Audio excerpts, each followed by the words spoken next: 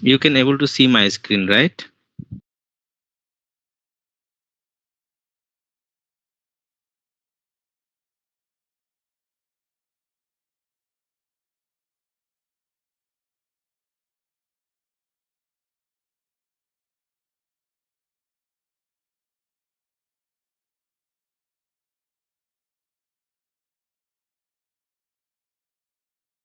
Where is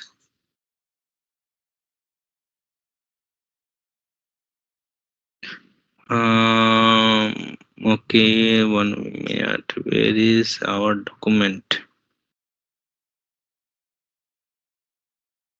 Okay, it's here.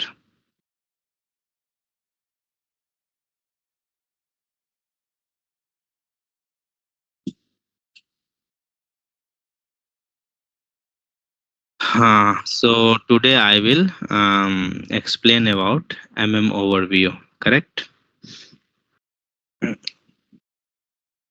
And SD, and SD both.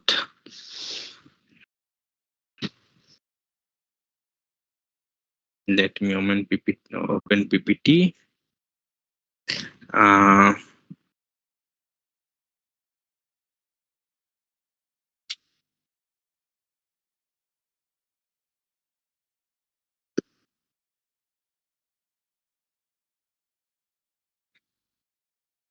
so yeah, this is about material management. Now recording is started, right? Okay. So yeah.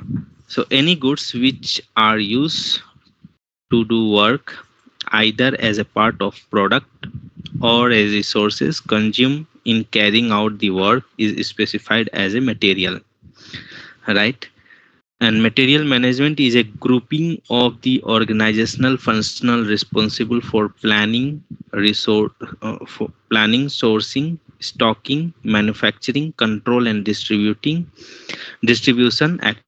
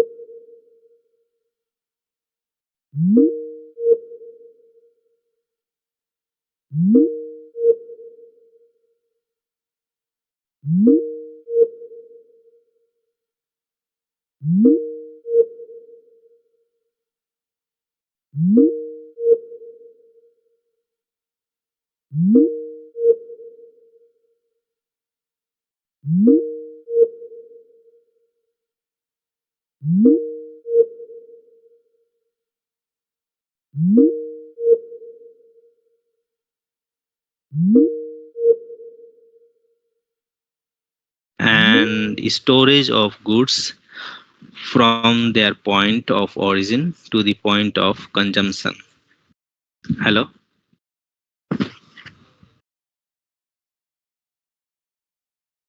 Okay. Okay. So from where till where you have listened?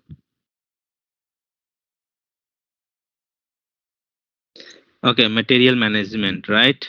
So any goods which are used to do work, right? Any goods, we are going to work on that good either as a part of product or as a resources consumption is carried out out the work is classified as a material. Suppose you have a goods like list of goods to making one product you need some goods, and while making, right, manufacturing this finished good you need some material which is consumed, correct? Suppose कुछ आपको बनाना है, right? तो उसमें क्या बनाना है, तो उसमें आपको कुछ मटेरियल ऐसे भी लगेंगे जो कंज्यूम हो जाएंगे, वो दिखेगा नहीं, वो भी तो एक कंजम्पशन ऑफ मटेरियल ही हुआ, राइट? करेक्ट। तो उस टाइप का बोला जाए, वो भी एक मटेरियल में आएगा जो एक फिनिश मटेरियल बनाने के लिए यूज होता है, और जो हम लोग मटेरियल यूज करते हैं as a resources to make it the finished product. Okay, so this is called this is as classified as a material. Now material management, how to manage the material. Management क्या होता है? Management means how you will manage in the enterprises, what is role and responsibility of the material management. So role and responsibility of the material management is how you plan for a material to purchase, to make a stock, to sourcing, to manufacture, to distribute, like sales करेंगे, इधर उधर देंगे, control, सब managing for internal demand जो होंगे, external demand जो होंगे. अभी मार्केट में डिमांड है, राइट, ये मटेरियल का, जैसे अभी कूलर का डिमांड है, एसी का डिमांड है, right. So depend on the demand you will manufacture, correct. So this is all about material management. सब लोग जानते हैं लेकिन एक प्रॉपर फ्रेम में नहीं जानते हैं, right. So this I am explaining you what is the material management, right. And so here also something you will get, like logistic. You heard sometimes, right, what is logistic. So this is also main part of the material management, logistic, like flow and storage of good, correct. Point of origin, point of consumption means where this material is originated, कहाँ से आया है, और इसको कौन ले रहा है, कौन कंज्यूम कर रहा है, राइट. कंज्यूम कस्टमर कर रहे हैं कि इंटरनल कंपनी ही कर रही है, लाइक गैस सिलेंडर. सिलेंडर का भी एक कोई होता है, राइट, कंजम्पशन, बर्न करके कुछ जला रहे हैं उन लोग, राइट. सम केमिकल्स जो वेल्डिंग में यूज होते हैं, राइट, वो भी एक part of consumption of material है. और कुछ मटेरियल होते हैं जो बेचा जाता है. तो this is all about part of supply chain process. Supply chain एक बहुत बड़ा ये है, राइट. जैसे अभी तेल ऑयल, क्रूड ऑयल हमारा इंपोर्ट हो रहा है, right, and we refined it and export it. So this is all about supply chain. Supply chain break कर दे रहे हैं तो प्रॉब्लम होता है. It will impact many places, right. अभी जैसे तेल का इंपोर्ट बंद हुआ तो वो इम्पैक्ट बहुत जगह हो सकता है, राइट. ट्रांसपोर्टेशन में इम्पैक्ट हो सकता है, many places. So it is a part of supply chain process that plan and independent and control of the flow of the goods. That is the flow of goods. Logistic वही उसी को कहा जाता है. Material management is described as an engine that drives the supply chain functionality within SAP. Right? So engine है material management, the supply chain functionality को drive करता है. So now material management integrate with the other module to create the efficient product for managing the supply chains, material flow, informational flow, financial flow, right.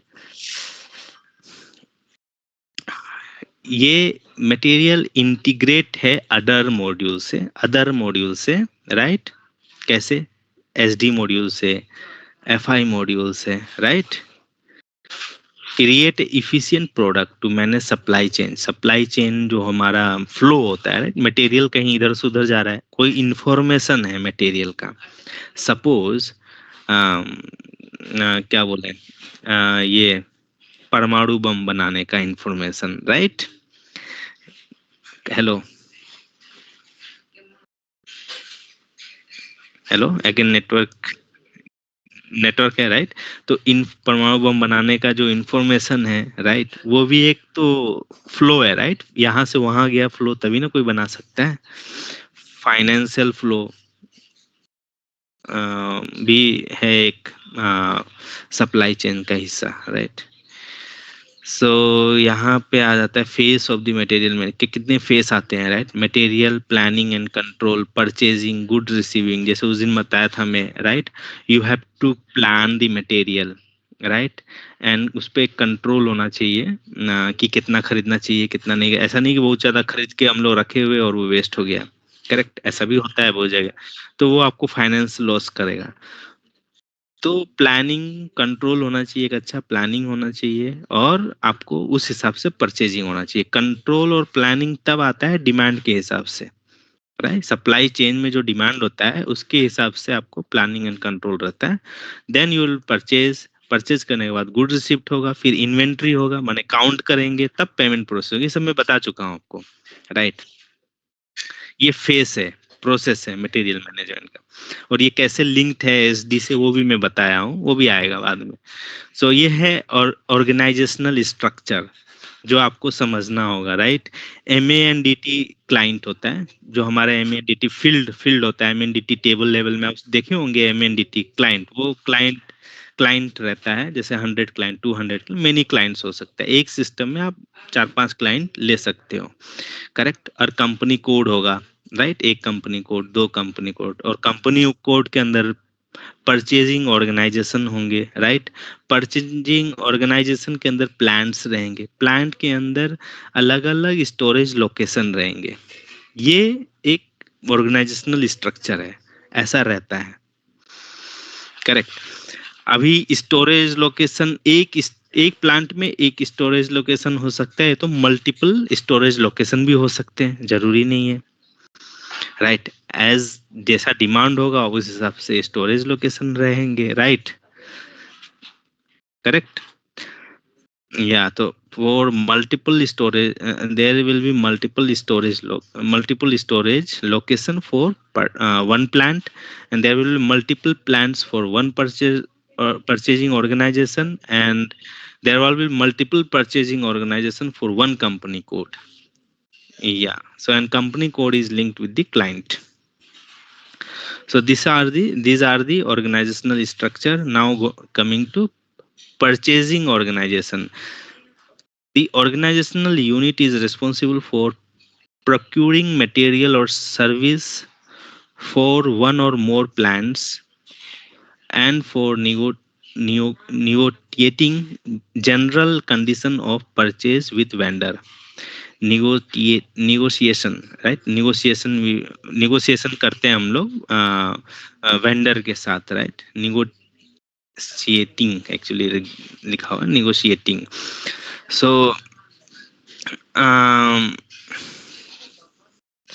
So purchase organization is the unit जो responsible है आपका material खरीदने का और use करने का, एक plant नहीं तो एक से ज्यादा प्लांट में, राइट। वो यूज करेंगे, और उसका जो वेंडर से खरीदना है लिंक रहेगा, जो वेंडर से वो खरीदेंगे उससे वो निगोशिएट करते रहेंगे। वो परचेज ऑर्गेनाइजेशन का रिस्पॉन्सिबिलिटी है।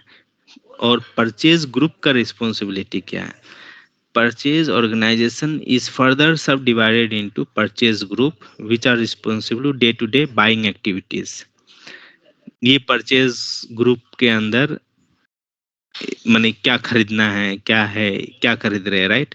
जैसे सर्विस पीओ होता है। सर्विस पीओ मतलब जैसे स्टेपलर पिन हो गया, राइट, पेन हो गया, पेपर हो गया, रबड़ हो गया, पेंसिल हो गया, माने एक छोटे छोटे यूटेंसिल्स, राइट।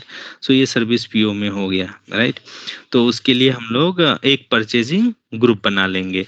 अभी जैसे मान लीजिए कॉफी हो गया, टी हो गया, राइट, ये भी हम लोग ऑफिस में यूज करते हैं, तो उसके लिए एक ग्रुप बना दिए, करेक्ट। तो ऐसा है। So these are the flow. First is requirement determination, like requisition आएगा, then requisition आएगा तो वो डिटरमाइन करेंगे कि क्या रिक्वायरमेंट है। फिर source determination means vendor select करेंगे उन लोग, वेंडर कौन कौन से वेंडर में भेजा जाए, right. Suppose they have given 10 vendors, they have send the requirement for 10 vendors. After that they will select the vendor after reviewing it, right. After selecting the vendor, they will create a purchase order, then they will monitor the purchase order. After that they will receive the good receipt, then invoice verification, right, and then payment. This one explained right on that day. So yeah, this is again, ये है आपका MRP control. This is main actually in MM, MRP controller, right? So purchase requisition, RFQ, right? Request for quotation, right? Request for quotation. We will raise the request for quotation to vendor, correct? कि मुझे quotation दो. What is your quotation for this material? ये material का आपका क्या quotation है, मुझे दो. Correct. Request for quotation. We will ask request for quotation to the from the vendor. Then purchase order. Then we will raise the purpose of good receipt, material documentation. Then invoice verification. Physical में जैसे inventory हो गया, right. Inventory मैंने checking किए कि ये बराबर सब काउंट किए. साइकिल काउंटिंग एक बार दो बार, पीरियडिक मैंने बार बीच बीच में किए, मैंने बहुत सारे का इन्वेंट्री होता है. And last is, see this one. So same thing is, just you can see here also material planning. Okay, same thing is there in different view. Okay, here also same thing in different view. মানে basic to understand basic, right, how it's manual or MRP. Then purchasing master data, it will take the master data and create the purchase requisition. After requisition there will be RFQ, request for quotation, outline agreement and purchase order. Agreement भी होगा कि हम आपको 10 साल तक आपसे सामान लेंगे, तो आपका रेट कितना है बताइए भाई, है कि नहीं. You will not increase the rate, agreement भी होगा. डिपेंड्स ऑन बिजनेस, कैसा उनका बिजनेस है. So here same thing purchase, मैंने ये थोड़ा डिफरेंट व्यू में समझाया. RFQ, वेंडर सेलेक्ट किए, कोटेशन आया, फिर परचेज ऑर्डर, लेटर रिजेक्ट हो गया, मैंने नहीं आपका नहीं खरीद सकते हो. या आस्क मी.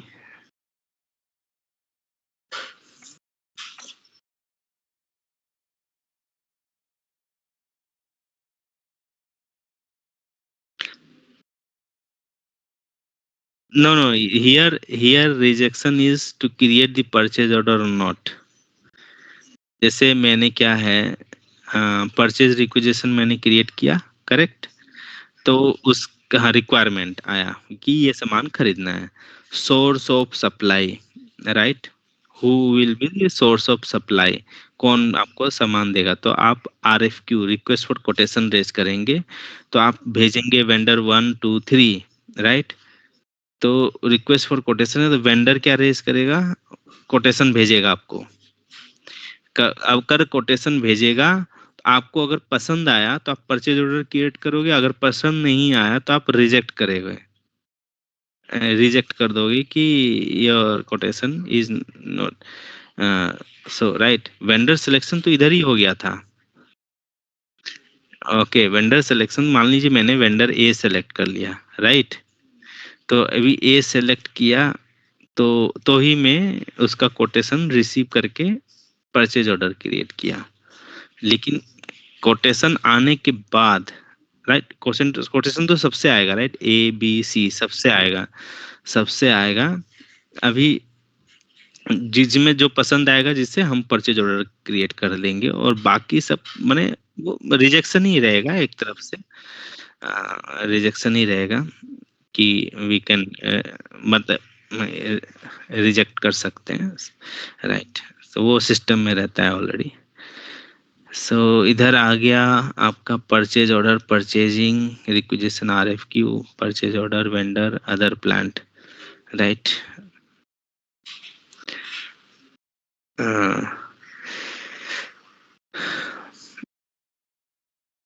मैंने अब वेंडर से ले रहे हो कि अदर प्लांट से ले रहे हो. अदर प्लांट मतलब समझ गए क्या, इन हाउस मतलब अपना ही कोई प्लांट है, जैसे मैंने मेरा मुंबई में, और हाँ, जैसे मैंने ये ऑर्गेनाइजेशनल स्ट्रक्चर बताया था ना, यहाँ पे जैसे मान लीजिए परचेज ऑर्गेनाइजेशन के पास दो प्लांट है, तो एक प्लांट में मटेरियल है, दूसरे प्लांट में नहीं है, तो यहाँ से यहाँ मैं मंगा लिया। करेक्ट। तो हाँ, सब कंपनीज में। सो ये है आपका आउटलाइन परचेज एग्रीमेंट, ये सब टर्म्स है, राइट, आपको सुनने मिलेगा while working with module. Okay, it it is a longer term agreement between the purchase department and a vendor of material for defining period of time. जैसे contract रहेगा, schedule agreement रहेगा, दो type का रहता है। जैसे कॉन्ट्रैक्ट आपका 10 साल का रहा, 5 साल का रहा, 1 साल का रहा, कि हम लोग आपसे खरीदेंगे, ये क्वालिटी रहना चाहिए। करेक्ट। ये टर्म्स एंड कंडीशन रहना चाहिए, ये एग्रीमेंट साइन होगा। और शेड्यूल एग्रीमेंट मतलब होता है हर क्वार्टर, जैसे हर क्वार्टर में एक शेड्यूल कर देंगे कि हम लोग सोचेंगे। करेक्ट। रिन्यू कराने के लिए सोचेंगे, आप आइए हमारे पास, हम आपका अगर अच्छा रहा तो हम लोग इसको एक्सटेंड करेंगे। करेक्ट। वो शेड्यूल एग्रीमेंट रहता है वो। सो यहाँ good receipt, purchase order, vendor outprint, good receipt है, उसके बारे में थोड़ा डिटेल है। ये इनवॉइस है, इनवॉइस प्रोसेसिंग कैसे होता है, राइट। फर्स्ट इनवॉइस आता है, सेल्स डिपार्ट माने वेंडर भेजता है इनवॉइस। करेक्ट। और हमारे ये जो आपका परचेज ऑर्डर और जीआर जो गुड रिसीप्ट उससे मैच करते हैं कि हम परचेज ऑर्डर 10 क्वांटिटी का रिसीव किए और मटेरियल 5 क्वांटिटी का आया। करेक्ट। तो 5 क्वांटिटी का तो पैसा 5 क्वांटिटी का ही ले रहा है कि नहीं ले रहा है, ऐसा ना 10 क्वांटिटी का मटेरियल ले रहा हूँ, राइट।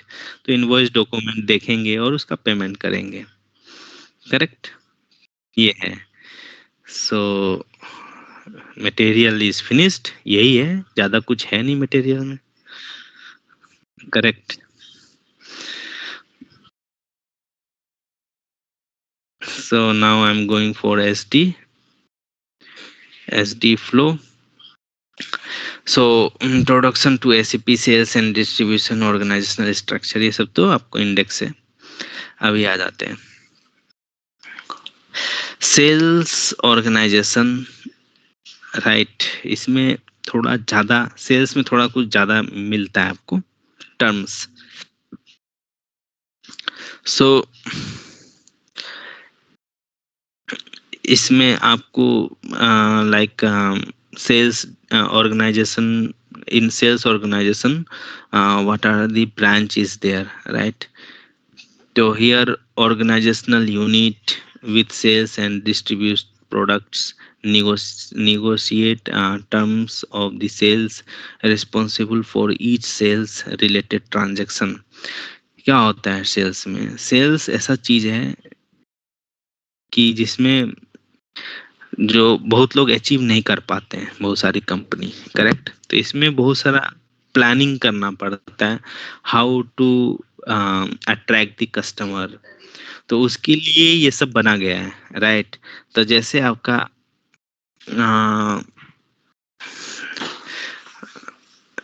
एक सेल्स ऑर्गेनाइजेशन है, जैसे मान लीजिए आपको मैं कैसे कहाँ से स्टार्ट करूँ, कहीं या distribution channel. Okay. So distribution channel तो थोड़ा हाई में हो जाएगा, ऊपर हो जाएगा, डिवीजन भी ऊपर हो जाएगा, सेल्स ग्रुप भी है। चलिए ठीक है, यहीं से सेल्स ऑर्गेनाइजेशन एक बेसिक होता है, सबसे हेड होता है, ऑफिस है, मान लो बहुत बड़ा ऑफिस है, उसमें एक यूनिट रहेंगे जो सेल्स एंड डिस्ट्रीब्यूशन प्रोडक्ट का संभालेंगे। और एक एक बिल्डिंग माने वही फ्लोर में एक बिल्डिंग होगा, एक टीम होंगे जो आपको टर्म्स, सेल्स का जो टर्म्स एंड कंडीशन वो दिखाएंगे कि आप 7 दिन के अंदर ये प्रोडक्ट को रिटर्न कर सकते हैं कि नहीं कर सकते हैं, उसके बदले कुछ और सामान ले लीजिए। होता है ना फ्लिपकार्ट में हम लोग बहुत सारा टर्म्स ऑफ द सेल्स देखते हैं, राइट। और कौन रिस्पॉन्सिबल है फॉर ईच सेल्स, कौन ये जो सेल्स हो रहा है कौन रिस्पॉन्सिबल पर्सन है। तो हम लोग फ्लिपकार्ट में देखते हैं उसमें जो दिखाता नहीं है अलग अलग कुछ शॉप्स का नाम या कुछ होता है, राइट, जो सेल्स का सिप, हाँ उसका दिखाते हैं हम्म, कहाँ से खरीदा है, या उसका नंबर रहता है डिस्ट्रीब्यूशन आदमी का जो बेचता है सामान, राइट। तो वो लिंक होता है फ्लिपकार्ट से, तो वो होता है आपका, ये तीन चीज मेन है, करेक्ट, सेल्स ऑर्गेनाइजेशन में। अब सेल्स ऑफिस क्या होता है? सेल्स ऑफिस होता है as per the reason, suppose Banaras है, इलाहाबाद है, यूपी है, कहीं भी जो जो एरिया है सब जगह आपका ऑफिस है सेल्स का, जो मॉनिटर करता है, राइट, जो मॉनिटर करता है आपका सेल्स कि क्या क्या मॉनिटर करता है कि इस एरिया में कहाँ कौन कौन से लोकेशन में सेल्स आया है, राइट। हाँ, हाँ, हाँ आया है और वहाँ वहाँ वो सामान बेचा जा रहा है, राइट। ये हो गया। और सेल्स ग्रुप, सेल्स ग्रुप क्या होता है? जैसे स्टाफ होता है, that will be subdivided into sales group, right? हाँ, तो वहाँ, 1 मिनट एक कॉल आ गया था, सॉरी। सो या like what sales group, right? So sales group, suppose एक मैन्युफैक्चरिंग कंपनी है, राइट, वो एक सेल्स ग्रुप बनाई है जो एक पार्टिकुलर प्रोडक्ट को सेल्स करती है, करेक्ट। पार्टिकुलर प्रोडक्ट को कैसे सेल कर रही है, मतलब मान लीजिए उसको ग्रुप बना दिया कि ये लैपटॉप को ये लोग सेल करेंगे, मोबाइल को ये सेल्स करेंगे, मोबाइल ये मैंने हर सेल्स ग्रुप बना दिया, इंडिविजुअल ग्रुप, जो ये पार्टिकुलर चीज को ही वो सेल्स, जैसे आप देखोगे ब्लेड, ब्लेड ब्लेड ब्लेड की कंपनी हो तो बहुत सारा चीज बना, लेकिन ब्लेड का ही एक पार्टिकुलर ग्रुप बना दिया जाता है कि आप ब्लेड का देखो, करेक्ट। रिसेंटली में देखा था ब्लेड का, ऐसा चल रहा था तो इसलिए माइंड पे आया। सो डिवीजन क्या होता है? डिवीजन होता है आपका प्रोडक्ट, 1 सेकेंड, एक कॉल आ रहा है, 1 मिनट।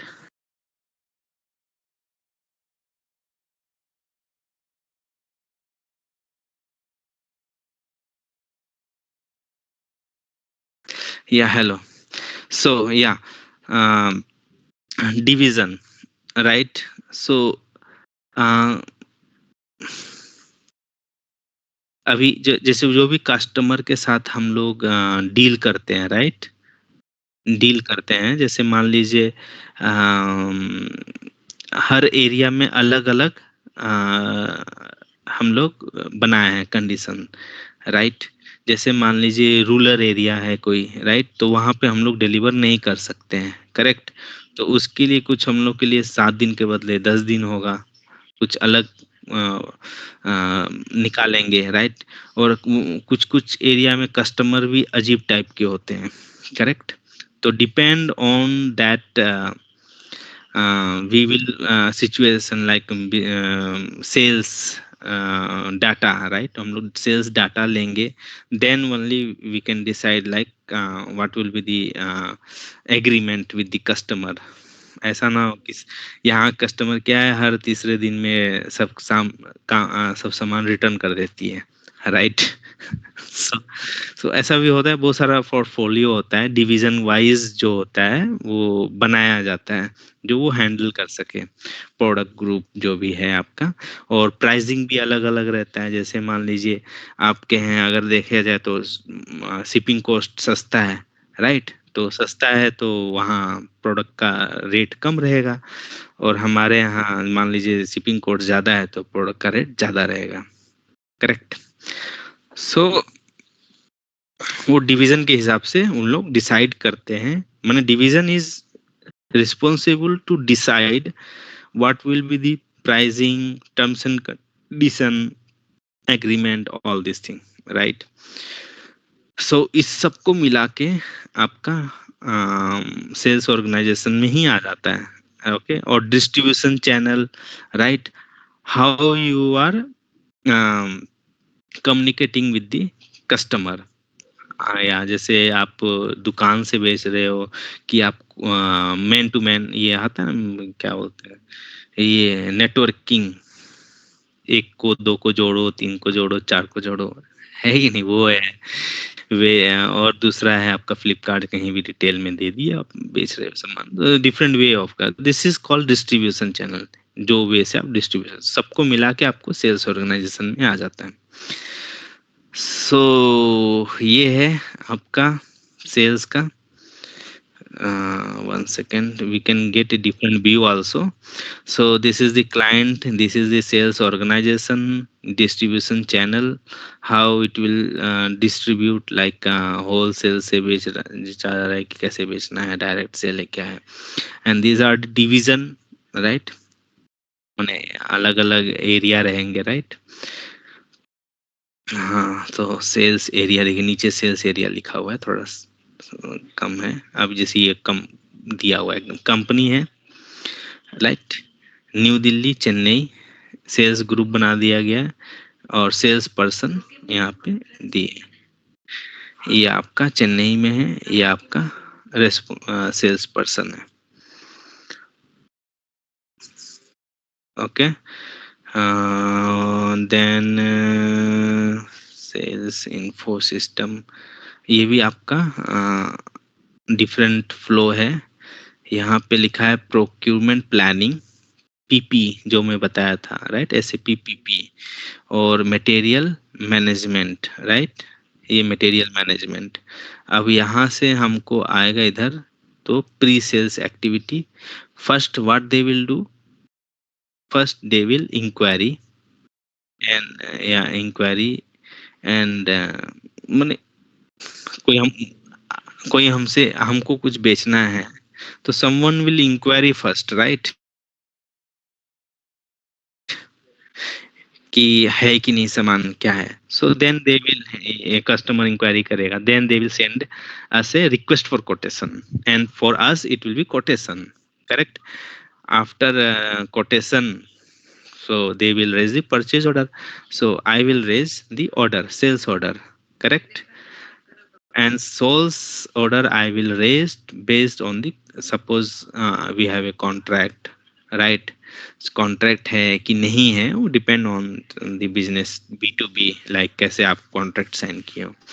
सो ऑर्डर ले लिया हमने, राइट? अब डिलीवरी करेंगे, मान लीजिए डिलीवरी भी हम एक साथ नहीं करना चाहते हैं, correct?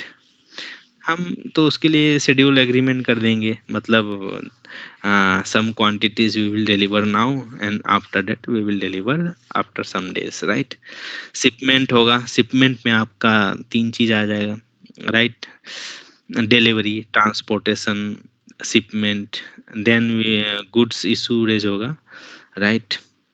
Then it will be now, या डिलीवरी के बाद ये बिलिंग डॉक्यूमेंट क्रिएट होगा, उसके बाद कस्टमर पेमेंट पे चला जाएगा, एफआई में।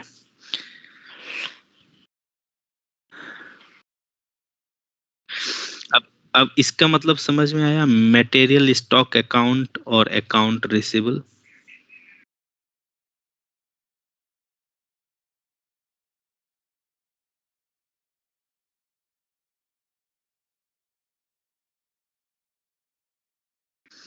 नहीं, मैं बताता हूँ।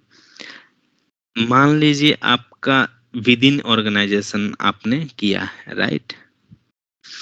यू विल एक प्लांट से दूसरे प्लांट, एक माने ऑर्गेनाइजेशनल, ये जो आपका मटेरियल मैनेजमेंट, माने आप कहीं अपने इंटरनली, माने चेन्नई में आपका दो ब्रांच है, मान लीजिए एक चेन्नई में है, एक मुंबई में है, राइट? और मुंबई में माल खत्म हो गया है, चेन्नई से मंगाना है, आपके लोकल वेंडर नहीं मिल रहे हैं, मतलब कोई सामान आपका ऑलरेडी आ रहा है, करेक्ट? कुछ भी सिचुएशन हो, तो वो सिचुएशन में आप कलकत्ता से माल मंगाओगे, लेकिन वो आपकी कंपनी रहेगी, तो आप पेमेंट तो नहीं करोगे उसको, करेक्ट? तो वो क्या आ जाएगा, मटेरियल स्टॉक अकाउंट में ऐड हो जाएगा कि यहाँ से मैं ये सामान मंगाया हूँ, करेक्ट? और ये जो होगा आपको अकाउंट रिसीवेबल, मतलब ये आउटसाइड रहेगा, बाहर बाहर के लिए। ओके, सो ऐसा है। बाद में घटा सामान वहां घटेगा तो मैं उसको वापस दे दूंगा, यही होता है ना? करेक्ट। हाँ, पेमेंट पेमेंट पेमेंट पेमेंट के लिए यूज होता है। यहाँ मटेरियल स्टॉक अकाउंट मतलब क्या होता है, जैसे मान लो जो I am working in ABC company and you are also working in ABC company, correct. So अभी मेरे पास मटेरियल स्टॉक नहीं है, तो मैं क्या करूंगा, तुमसे मांग लूंगा, भाई हमको दे दो। उसके बाद जब तुम्हारे पास घटेगा तो मैं तुमको दे दूंगा, तो वहाँ एडजस्ट हो जाएगा, करेक्ट। या ऐसा। सो या सो शिपमेंट के लिए ये है आपका shipping, outbound delivery, create and process the outbound delivery, okay. And then shipment activities, first it will be picking, packing, good issues, right? Already terms defined, right? So yeah, shipment point, this is the planned shipping point, plants, way how it will move, right, from plant 1 to plant 2. Yeah. So here is shipping point is an independent organizational unit in the shipping, reflects location and group of people responsible for processing and monitoring outbound delivery as well as goods issue. Every delivery is processed by the shipment point, subdivided into loading groups. So yeah, so this is plant 1, plant 2. From one plant to another plant, the shipping is going on, right? Here shipment आपका 4 है, इधर shipment 2 है, 1 है, मतलब ये कहीं और जा रहा है। So ये डिपेंड्स, ट्रांसपोर्टेशन है या, so ज़्यादा कुछ है नहीं इसमें। डिलीवरिंग प्लान वो सिस्टम में जाएंगे तब समझ में आएगा। ये सब बेसिक है actually, just go into this. Yeah here plant dependencies, so delivering plant need proper customizing in SD, since delivering plant are first verified for stock and later supply goods the customer has order. So whenever the customer order something, right, so they develop, so plant, right, needs to proper customize SD. it it will verify the stock first, it will go and verify the stock। जैसे आपने request for quotation raise किया, right, to the vendor, तो vendor first it will give to stock, right, please verify this, how many material is there, right। so later supply goods customer has order, so जो बाद में customer order करेंगे, right, purchase order raise करेंगे, उससे पहले आप देखो stock में है कि नहीं, करेक्ट। सो वही है, स्टॉक है कि नहीं, सो लाइक दैट। वो ऑलरेडी मैं बताया था, बट ये अभी डिफरेंट लैंग्वेज में बोल रहा है, बस यही है, थोड़ा स्टैंडर्ड लैंग्वेज में बोल रहा है, दैट्स ऑल। सो यहाँ पे ये लिखा है कुछ की terms, can define plant allowed for each sales organize, plant use depend on distribution channel, sales or can sell from several plant, ऐसे टर्म्स एंड कुछ कुछ लिखा हुआ है।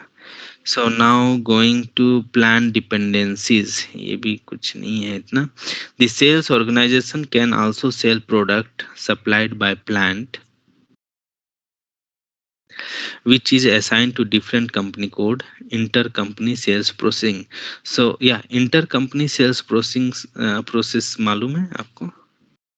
नहीं है होगा, राइट, 1 मिनट, थोड़ा बैक जाते हैं। अभी देखिए ये सेल्स ऑफिस है न्यू दिल्ली और चेन्नई, हाँ, new Delhi and Chennai, right. तो अभी न्यू दिल्ली से चेन्नई में चाहिए, चेन्नई से न्यू दिल्ली में चाहिए, तो वो क्या हो गया आपका, इंटर कंपनी हो गया।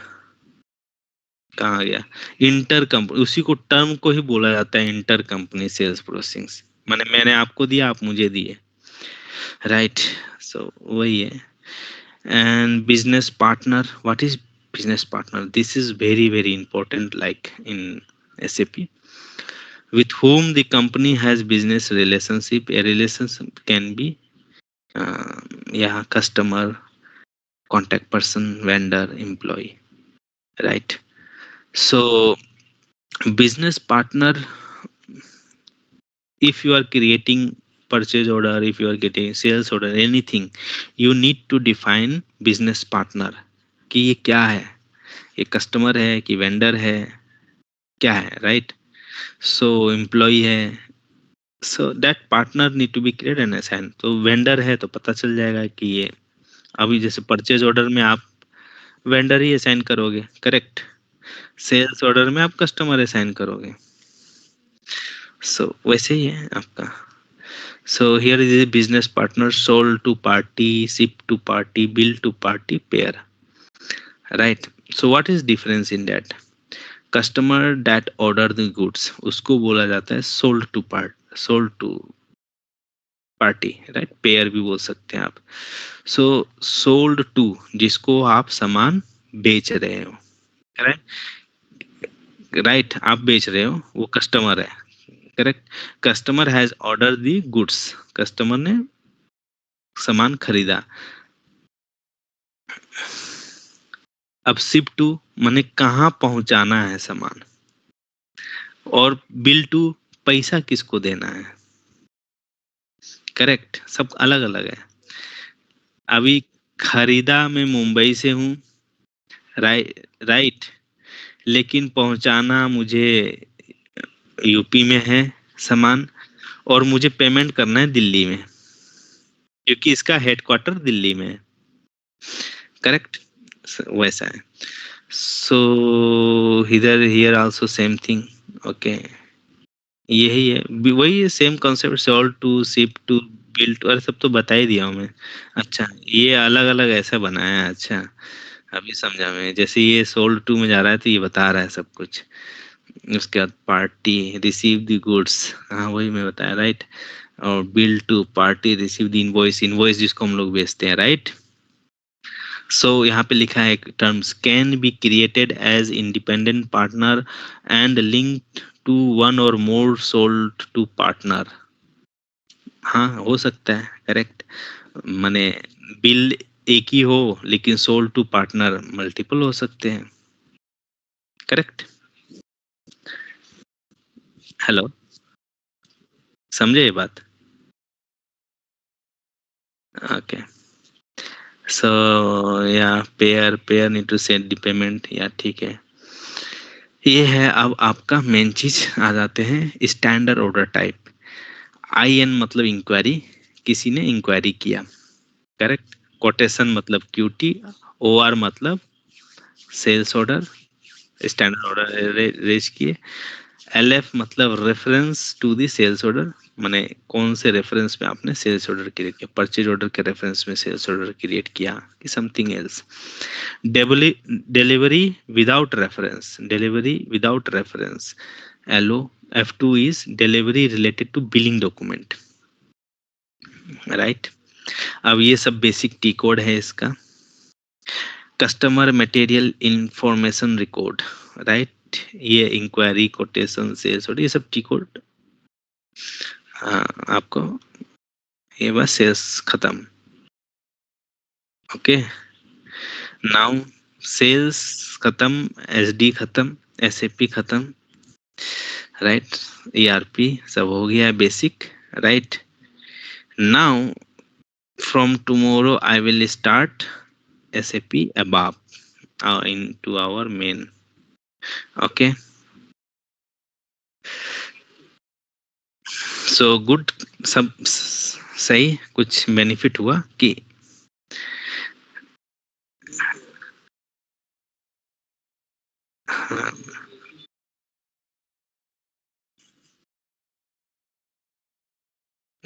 माने क्या है SAP, क्या है मॉड्यूल, मॉड्यूल का क्या काम है, प्रोसेस क्या, मेन चीज है प्रोसेस क्या है, क्यों होता है, थोड़े यूट्यूब देखो, थोड़ा डॉक्यूमेंट देखो तो थोड़ा और रिफ्रेश हो जाएगा, राइट?